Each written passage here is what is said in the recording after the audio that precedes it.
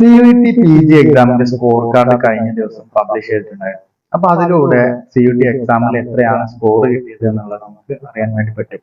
ഈ ഒരു score card വന്നതിന് ശേഷം അടുത്ത പ്രോസസ്സ് എന്താണ് എന്നുള്ളതിനെ പറ്റിയാണ് ഇന്നത്തെ വീഡിയോയിൽ ഇവിടെ പറയാൻ പോകുന്നത്. അടുത്ത പ്രോസസ്സ് എന്ന് പറയുന്നത് നമുക്ക് കിട്ടിയിട്ടുള്ള സ്കോർ കാർഡ് വെച്ച് നമ്മൾ അപ്ലൈ ചെയ്തിരുന്ന യൂണിവേഴ്സിറ്റിയുടെ വെബ്സൈറ്റിൽ കയറിയിട്ട് ഒന്നുകൂടെ ആ വിഷയങ്ങൾക്ക് അപ്ലൈ ചെയ്യാണ് വേണ്ടത്. അതായത് ഇപ്പൊ CUET എക്സാമിന് നമ്മൾ ഓൾറെഡി ഫീ ഒക്കെ അടച്ച് രജിസ്റ്റർ ചെയ്തിട്ടുണ്ട്. ആ ഒരു രജിസ്ട്രേഷൻ മാത്രം പോരാ, അത് ശരിക്ക് ആ ഒരു CUET എക്സാമിന് മാത്രമുള്ള രജിസ്ട്രേഷൻ ആണ്. അല്ലാതെ നമുക്ക് അതുവഴി ഡയറക്റ്റ് ആയിട്ട് അഡ്മിഷൻ കിട്ടുന്നതല്ല. ഇപ്പൊ ഉദാഹരണത്തിന് ഒരാള് ഹൈദരാബാദ് സെൻട്രൽ യൂണിവേഴ്സിറ്റി അല്ലെങ്കിൽ പോണ്ടിച്ചേരി യൂണിവേഴ്സിറ്റിയിലൊക്കെ CUET എക്സാമിന് രജിസ്റ്റർ ചെയ്ത സമയത്ത് അപ്ലൈ ചെയ്തിട്ടുണ്ടായിരുന്നു.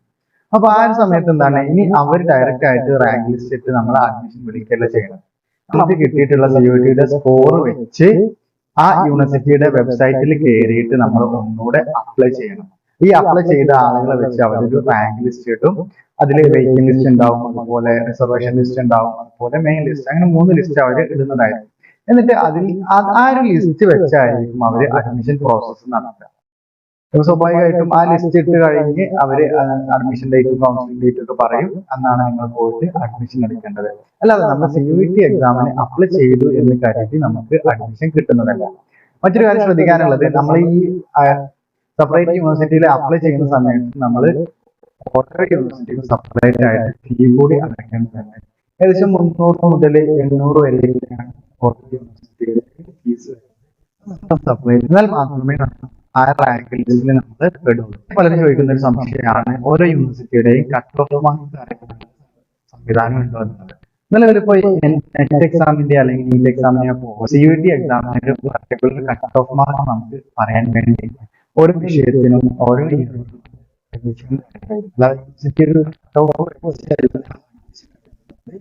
ഓരോ സീറ്റ് ഉണ്ടോ അതിന്റെ ഏറ്റവും കൂടുതൽ മാർക്ക് കിട്ടിയിട്ടുള്ള ആ ഓർഡർ അനുസരിച്ചാണ്.